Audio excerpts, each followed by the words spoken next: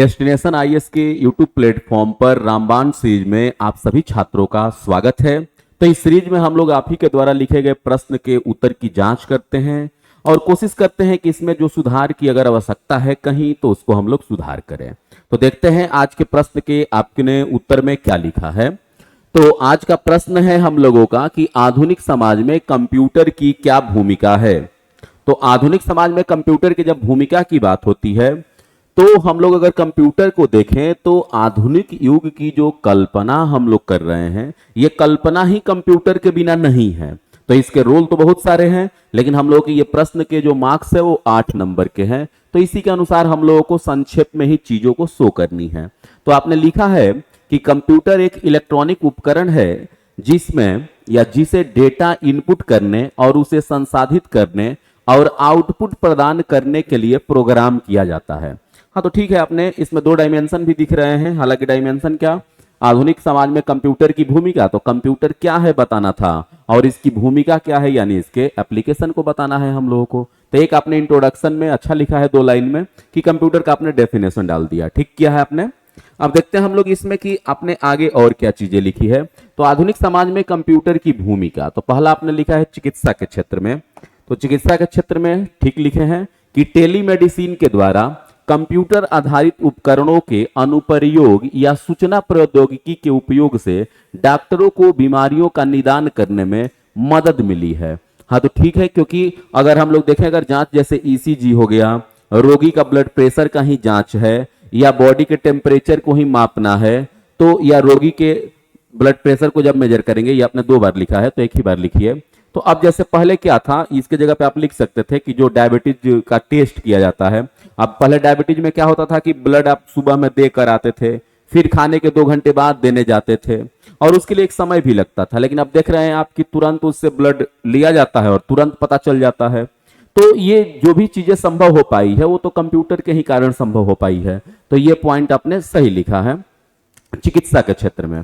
फिर आपने लिखा है कि इंडस्ट्रीज के क्षेत्र में, तो इंडस्ट्रीज के क्षेत्र में आपने क्या लिखा है, इंडस्ट्रीज उद्योग में, तो औद्योगिक उत्पादन में कर्मचारियों, ग्राहकों, बिक्री, उत्पादन की जानकारी, उत्पादन कार्यक्रम आदि से एकत्र किए गए डेटा को संसाधित करने में। पहले ये चीजें क्या होती थी कि ये सब डेटा रजिस्टर में लिखे हुए रहते थे, तो अब रजिस्टर को लाना होता था, एक साथ रखना होता था, सबको मिलाना होता था कि किसी में कोई मिसिंग तो नहीं है। लेकिन अब क्या है कि सारे डेटा जो है वो कंप्यूटर में रहते हैं, तो सारी जानकारियां हम लोग तुरंत देख सकते हैं और उसमें कोई गड़बड़ी हो तो उसमें सुधार करने की भी संभावना रहती है।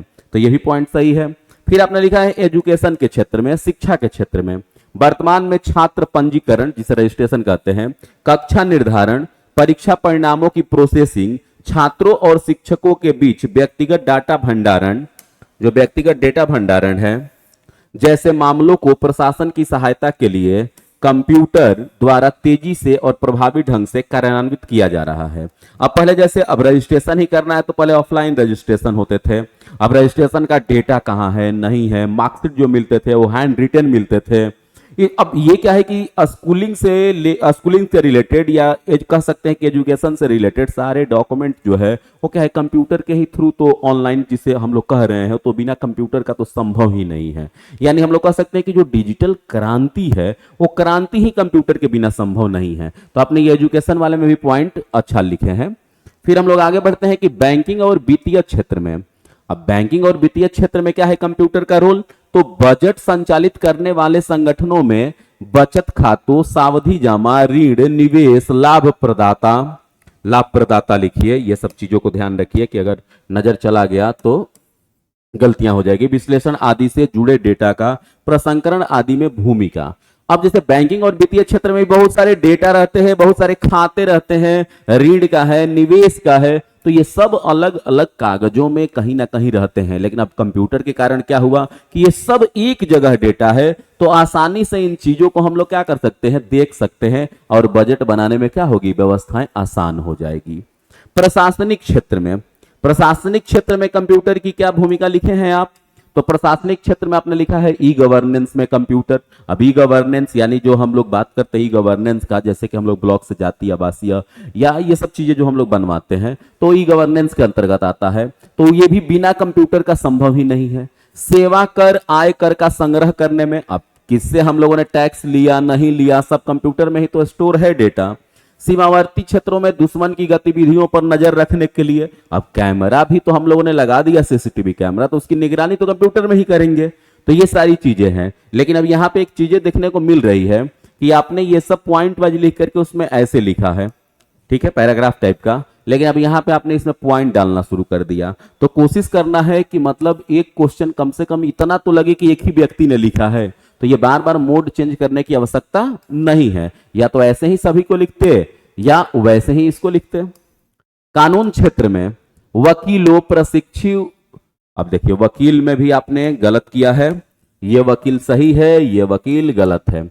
वकीलों, प्रशिक्षु वकीलों और कानून के छात्रों को बिना समय बर्बाद किए प्रासंगिक डेटा ढूंढने और बेहतर सेवा प्राप्त करने में कंप्यूटर की अहम भूमिका है। तो कानून क्षेत्रों में, अब जैसे कानून क्षेत्रों में क्या है कि जो टीचर हैं लॉ पढ़ाने वाले, या जो ट्रेनिंग कर रहे हैं, या जो छात्र हैं, तो उनको रिलेटेड जो भी डेटा चाहिए वो डेटा अब क्या है कि पहले किताबें ढूंढनी होती थी, तरह तरह की लाइब्रेरी में जाना होता था, एक राज्य से दूसरे राज्य की लाइब्रेरी में जाना होता था। तो अब ये सब चीजें क्या है कि ये कंप्यूटर ने उनको क्या किया, आसान कर दिया कि एक ही जगह ये सारी चीजें मिल जाएगी।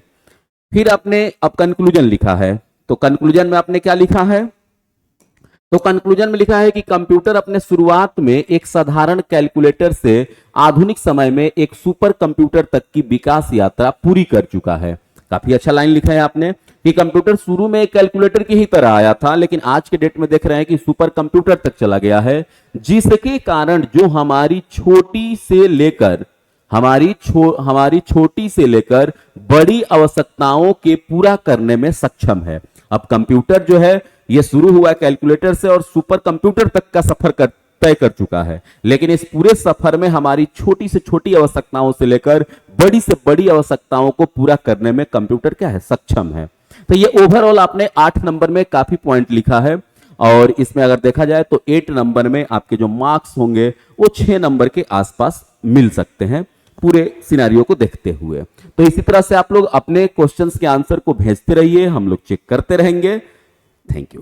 डेस्टिनेशन आईएएस 70वीं बीपीएससी मेंस के लिए इस 28 मई से आपके लिए लेकर आ रहा है एक मेंस आंसर राइटिंग सेशन। इस आंसर राइटिंग सेशन में हम लोग 50 बच्चे ऑनलाइन और 50 बच्चे ऑफलाइन का ही एडमिशन लेंगे, सो दैट हम 72 घंटों के अंदर आपकी कॉपी चेक करके आपको हम रिव्यू दे सके। और इस सीरीज में सबसे महत्वपूर्ण बात यह होगी कि हम लोग आपको ना सिर्फ प्रश्न देंगे बल्कि साथ ही साथ आपको प्रश्नों के मॉडल आंसर भी उपलब्ध करवाएंगे। तो 70वीं बीपीएससी के मेंस को लेकर अगर आप चिंतित हैं तो हो जाइए चिंता मुक्त, क्योंकि 28 मई से आप जुड़ने वाले हैं डेस्टिनेशन आईएएस के साथ। हमारे इस मेंस बैच में एनरोल करने के लिए नीचे दिए गए नंबर पर संपर्क करें।